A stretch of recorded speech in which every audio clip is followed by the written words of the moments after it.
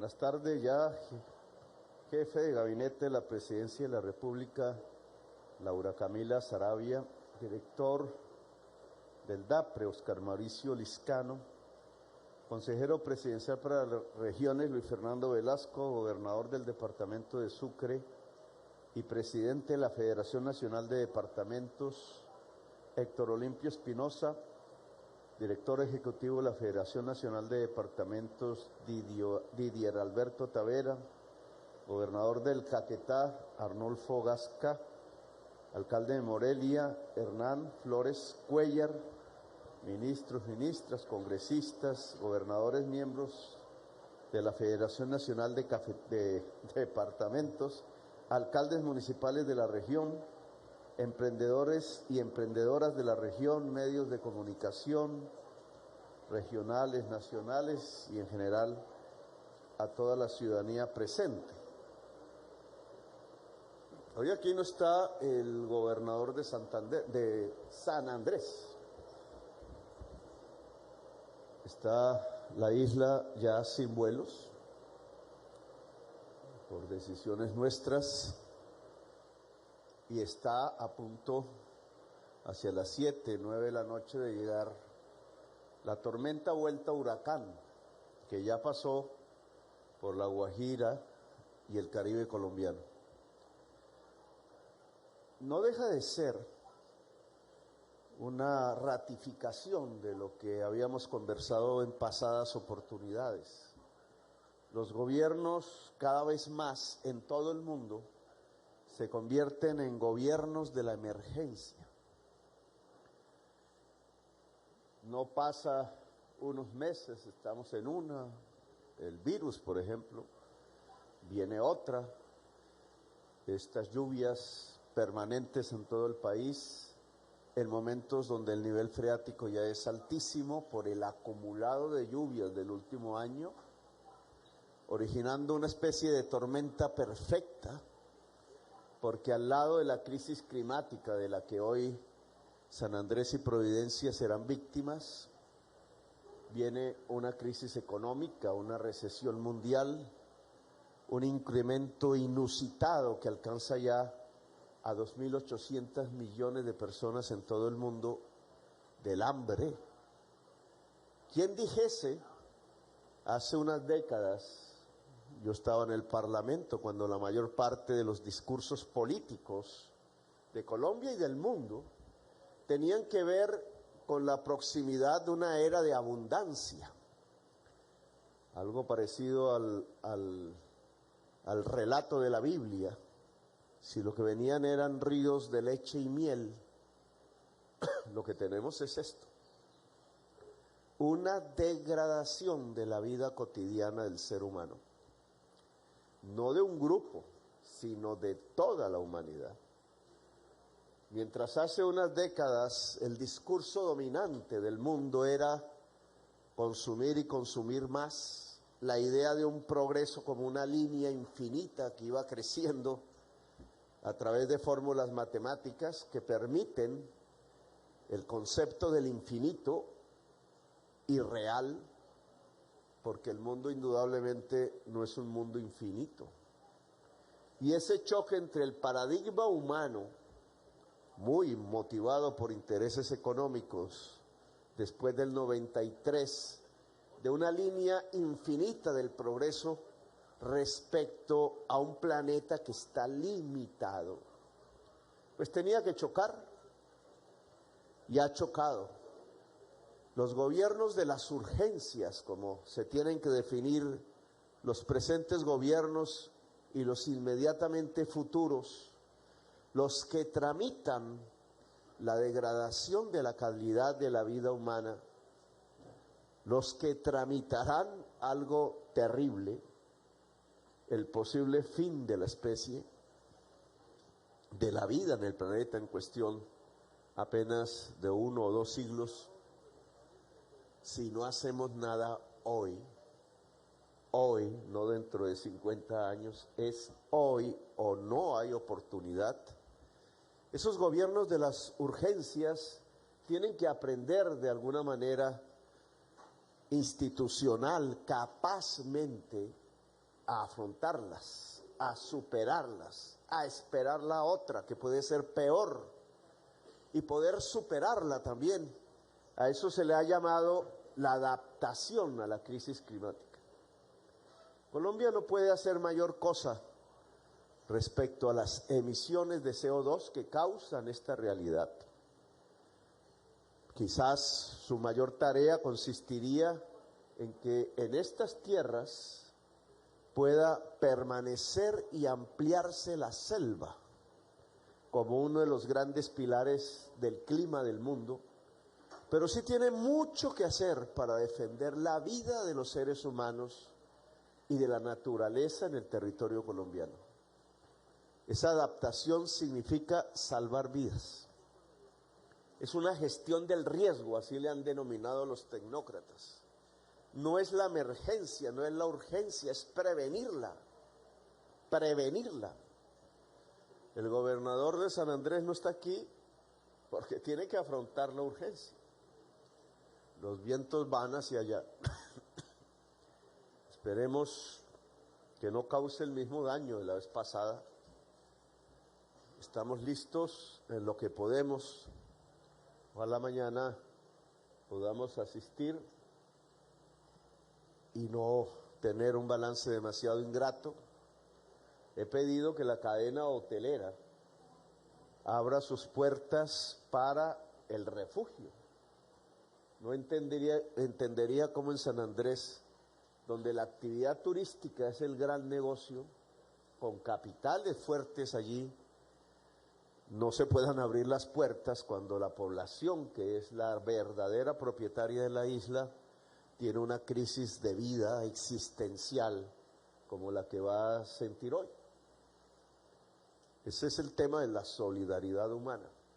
Y esto lo menciono básicamente porque yo creo que uno de los acuerdos entre ustedes en estas conversaciones y el gobierno nacional en este tramo de tiempo que nos queda juntos, uno de los temas es la preparación del territorio a la crisis climática. La preparación no son solamente unas obras. Tengo que reconocer que en muchas partes del país donde he estado, siempre existe la misma tendencia a un paradigma de la ingeniería que en realidad está en cuestión.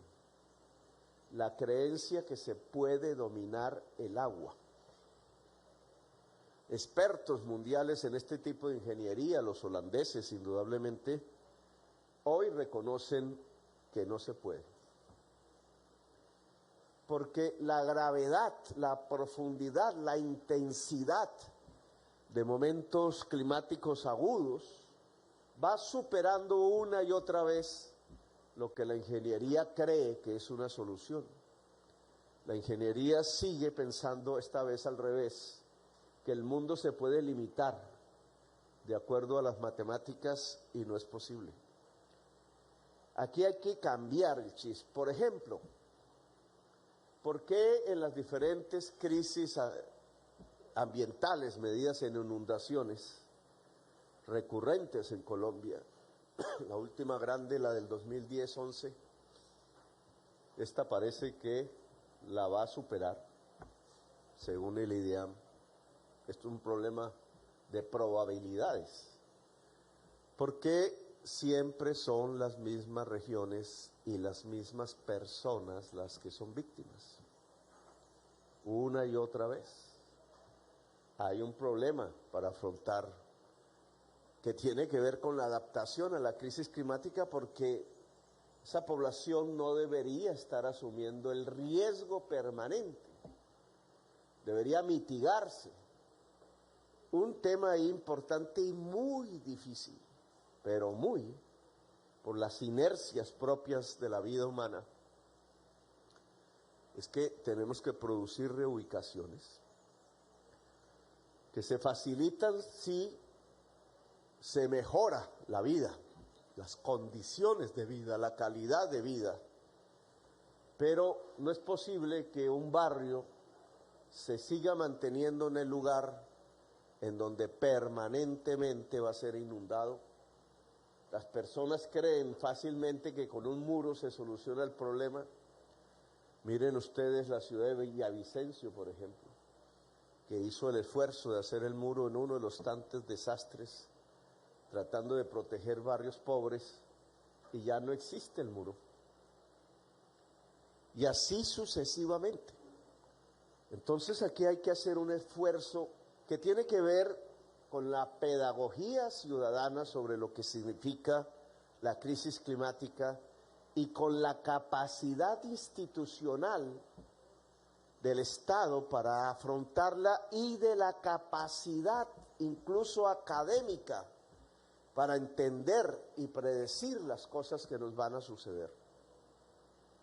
No existen las facultades todavía de las universidades públicas y privadas especializaciones, maestrías sobre lo que significa el cambio climático. Las ingenierías siguen gravitando como si estuviéramos en el siglo XX y no en el siglo XXI.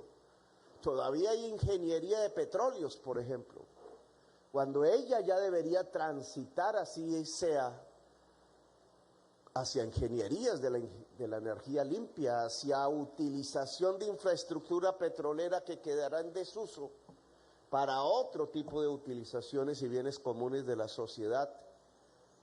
Todavía no tenemos un funcionariado, ni local ni nacional, competente para afrontar este tipo de problemas. Y creo que este es un tema que podríamos acordar. ¿Cómo logramos en cada territorio un incremento de la capacidad para afrontar la crisis climática de tal manera que cada vez más podamos prevenir el desastre y no asumir la política como una emergencia? Que el gobierno pueda gestionar estos años muy difíciles que están por venir. Esta crisis que hoy, en este año, vamos a tener, así cerrará el año, en medio de las lluvias, con huracanes pasando por el Caribe, va a dejarnos una estela de hambre. Cuando analizamos la última cifra de inflación que entregó el DANE, que sigue con los alimentos por encima, jalonando el proceso inflacionario, alimentos, hoteles, porque los hoteles venden comida, etcétera, alrededor de la alimentación ha estallado la crisis económica. Hay un cambio detrás de las cifras. Ya no jalona el precio internacional del alimento importado, el proceso inflacionario, sino el precio del alimento interno, la yuca, Olimpo, no el maíz. Ese cambio hay que ponerle cuidado porque significa que estas lluvias están restringiendo la oferta alimentaria interna. Esto es lo que yo llamo la tormenta perfecta. Problemas en la alimentación importada en el mundo y ahora restricción de la oferta interna alimentaria. Resultado, hambre. Luego, otro tema que tenemos que conversar, plantearnos unas estrategias comunes de aquí a final de año y quizás los primeros meses del año entrante, es cómo en cada departamento afrontamos la alimentación de la población más pobre, que puede llegar en promedio nacional al 40% de la población y que en cada departamento dependiendo puede tener unos niveles estadísticos superiores. El hambre, que tiene medidas de corto plazo, llevar comida como podamos, que tiene elementos de mediano y largo plazo, como hacer una reforma agraria para producir más alimentos, cómo subsidiar los fertilizantes, cómo lograr que la tecnología se transfiera, cómo lograr tener una población que quiera cultivar la tierra, porque se ha perdido la cultura agraria de Colombia a partir de la destrucción del poderío agropecuario que tenía este país desde nuestros abuelos y antes, para que se ha venido deteriorando a través de los últimos años, generando en el campo los espacios de la violencia y de la muerte. Los planes de alimentación, que yo creo que hay que trabajar conjuntamente, no lo que nosotros queramos, además desconociendo desde la nación muchas realidades que solo se pueden vivir en el territorio mismo. No se pueden imponer, hay que concertarlos. ¿Cómo logramos rápidamente comprar cosechas donde podamos, llevar comida, abrir dispensarios, utilizar la red de tenderos para no producir una concentración mayor de la riqueza, privilegiando una cadena de las grandes de superficies comerciales del país? ¿Cómo logramos que la comida también pueda producir una democratización, pueda ser un factor de justicia social? Por ejemplo, el PAE, tema del cual hablamos en el gobierno nacional, en una batería institucional que se ha creado para afrontar los temas del hambre. El PAE tiene que darnos en el corto plazo estos resultados. No puede ser para el 70-80% de la niñez o de la juventud que estudia, tiene que llegar al 100%. Ese es uno de los objetivos que se ha trazado en el gobierno. ¿Cómo? No debe ser exclusivamente para los tiempos de estudio. Y cuando se sale a vacaciones, el niño y la niña llegan desnutridos de nuevo al colegio cuando reinicie sus estudios. Tiene que ser permanente. O sea, lograr una cobertura total del PAE se nos vuelve una de las estrategias de lucha contra el hambre en la población que más necesita esta lucha, que es la niñez y la juventud, la adolescencia. ¿Cómo logramos que el PAE no sea un sistema de contrastación para grandes capitales oscuros?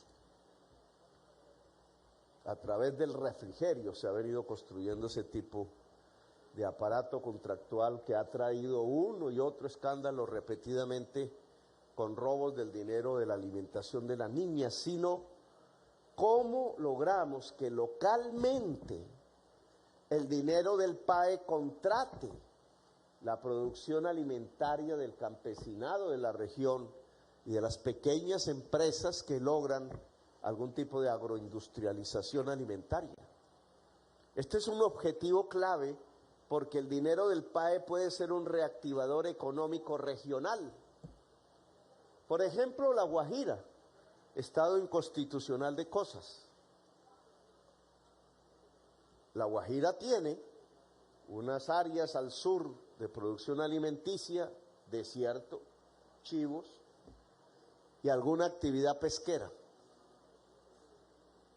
Esa actividad de producción alimentaria la consume la producción de la población de La Guajira. Fue pregunta que salió en una de esas reuniones y es altamente probable que no. Que las comidas del sur se van hacia Valledupar, hacia Bogotá, y la pesca la compra alguna multinacional, se lleva la comida y La Guajira se queda sin comida. Pues fíjense ustedes que si el PAE allá comprara la alimentación local, ese tipo de desequilibrio los podríamos superar y la producción alimenticia de La Guajira podría en primerísimo lugar alimentar a la propia población de La Guajira. Así, las regiones de Colombia son diversas, pero entonces aquí tenemos que construir un proceso de concertación rápida entre gobernadores, gobernadoras y el gobierno nacional, que Velasco sería el funcionario más adecuado para construirla, pero Velasco juega aquí y allá. Ese puente hay que construirlo.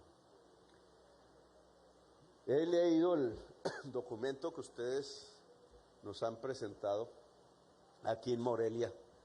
Aquí en Morelia, aunque nunca había estado, mi vida política arranca aquí sin que se sepa. por unas circunstancias de la historia en esta región del Caquetá. El Caquetá, indudablemente, ojalá podría transformarse en positivo discusiones que tienen que ver con los modelos económicos si el Fondo de Protección de la Selva multilateral a nivel mundial pudiera construirse. Ya Noruega propuso 40 millones de dólares. Si logramos la meta, que son 500 millones de dólares anuales, pero durante 2 décadas, he ahí la complejidad, podríamos tener la palanca financiera que se tendría que transformar simplemente en que la población de la zona amazónica pueda vivir bien, quizás más dignamente, cuidando la selva, permitiendo que se revitalice, transformando ciertas actividades muy depredadoras en actividades que contemplen la existencia de la selva, como la bioeconomía y como parte de los negocios aquí a la entrada lo demuestran, su posibilidad, transformando el campesino productor de hoja de coca en un revitalizador de la selva. A veces la sustitución del cultivo es más difícil por las razones que aquí se hablaron, porque tiene que aparecer la agroindustria, porque la pasta de coca es agroindustrial, porque tiene que aparecer el mercado, porque la pasta de coca ya tiene el mercado, porque estamos en regiones y muchos de esos campesinos absolutamente aislados de los mercados tradicionales de Colombia por falta de vías, por distancias, porque no era la selva en realidad el espacio donde debería estar el campesinado, sino que fue expulsado a partir de décadas de violencia en Colombia. El Caquetá es un ejemplo de esa colonización forzada, con la expulsión de campesinados del Tolima, del Huila, unos liberales que se pusieron en uno de los ríos, el río Caquetá, y otros conservadores que se pusieron en otro río, creo que aquí cercano, el Orteguaza, río y campesinado que a nosotros nos cuidó hace varias décadas. Y así se ha configurado el territorio. Ojalá este fondo de protección, que tiene que ver también en la metodología con otros departamentos del país, cómo organizar el campesinado cultivador de hoja de coca para hacer los procesos de sustitución o de transformación en fuerza vital de la selva, que permita que el campesinado salga de la cadena del narcotráfico. El campesino productor de hoja de coca no es un criminal. Se lo dijimos a los altos funcionarios del gobierno de los Estados Unidos. Ahora observo, pero Morelia tiene dificultades de conectividad, tema que también es uno de nuestros graves problemas, que Biden anuncia que los jóvenes que consumen marihuana en los Estados Unidos serán liberados de las cárceles, porque el consumidor de estupefacientes tampoco es un criminal. Si logramos que campesinado y consumidores salgan de ser victimizados como delincuentes, estamos sacando población de la violencia. No digo que se acabe el narcotráfico con eso, porque ustedes saben que mientras exista la prohibición, existirá el narcotráfico. Pero sacar poblaciones de la violencia, jóvenes, campesinos, de la cárcel, de las cadenas, ser tratados de otra manera, tener política pública para ese tratamiento más eficaz, es una ganancia en términos de la paz y probablemente uno de los escalones fundamentales para que la paz total pueda ser posible en Colombia. Así que aquí tenemos otro elemento de contacto, la nueva política sobre las drogas en Colombia, que tiene que prevenir consumo de drogas, que tiene que sacar campesinado de las cadenas del narcotráfico y que tiene que sacar de las cárceles a jóvenes consumidores que llegan allá y a campesinos que en estas regiones son atrapados simplemente porque no habían otras condiciones más para trabajar. Temas concretos de una agenda común. El año entrante, porque en estos meses tendremos afugias económicas, hemos logrado un éxito político grande, hacer aprobar la reforma tributaria en el Congreso de la República en primer debate, en las dos comisiones terceras. El Congreso ha respondido favorablemente a esa solicitud nuestra que tiene que ver con afrontar la crisis fiscal, que si no cambian las condiciones mundiales todavía de manera más desfavorable, con un nuevo alza de la tasa de interés por la Reserva Federal de los Estados Unidos, podremos tener cierta amplitud financiera relativa, como siempre, para una serie de programas que se puedan ejecutar el año entrante. Vamos a estudiar el tema del FOMPET. Es un tema para analizar con el ministro de Hacienda, mirar los datos, etcétera, evaluar lo que hasta ahora ha pasado, ver los niveles de pagos, porque el gobierno anterior cogió parte de los recursos allí para afrontar la epidemia, eso se vuelve deuda interna, y en los pagos de deuda interna de estos años debería haber un programa en donde parte de esa deuda interna sea los pagos del FOMPET. Me parece importante que existan instrumentos primero para resolver este problema que sobreviene. Estas lluvias lo indican. Cómo quedemos a fin de este año en materia de infraestructuras, etcétera, cómo financiar la capacidad departamental, municipal y nacional para afrontar la emergencia. Entonces, me parece que sí es una propuesta pertinente, hay que estudiarla, tener un informe de ello, cruzarla con la Federación de acuerdo a nuestra propia evaluación y ver si es posible una mejor administración de esos recursos e incluso un pago parcial o total de las deudas que el gobierno nacional tomó del FOMPET. Me parece que esto nos lleva a otra discusión, que es regalías. Yo he estado ya en muchas discusiones del proyecto de ley de regalías en el Congreso, la pelea de su distribución, departamentos productores, no productores, la nación, los municipios, etcétera, discusiones que siempre el Congreso de la República tiene que afrontar porque es el escenario fundamental de la discusión del poder local, pero siempre he tenido una inquietud, la dispersión en el manejo de los recursos de regalías, irrigarlas en pequeños proyectos que nos pueden volver nugatoria la utilización de la regalía, inocua. Yo sugeriría concentrar los proyectos, tener como indicador el impacto, es decir, que el proyecto que se haga de verdad cambia la vida de una sociedad en un territorio concreto. Incluso eso implicaría unos objetivos, unos menores objetivos en número, no en importancia. En el documento que ustedes me entregan creo que tenemos ahí un acuerdo más o menos sobre lo fundamental. Las sedes universitarias, que no se pueden entregar a las universidades en su planificación porque éstas han perdido capacidad para ampliarse.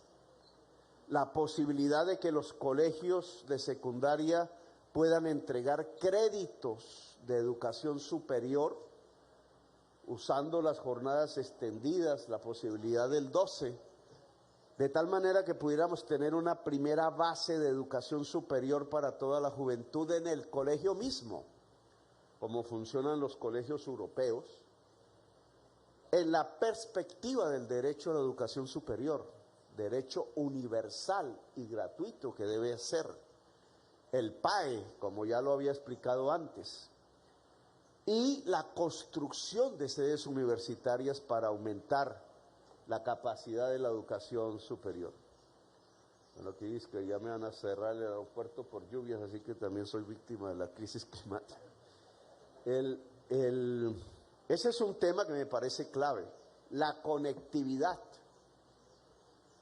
las energías limpias, la alimentación, la justicia social alrededor de la alimentación, ver si en muchos departamentos podemos cambiar la tenencia de la tierra en algún porcentaje importante, ver si la obra pública en el mundo rural, en zonas de grandes latifundios, puede ayudarnos a que el campesinado tenga tierra y pueda acceder a procesos productivos de alimentación.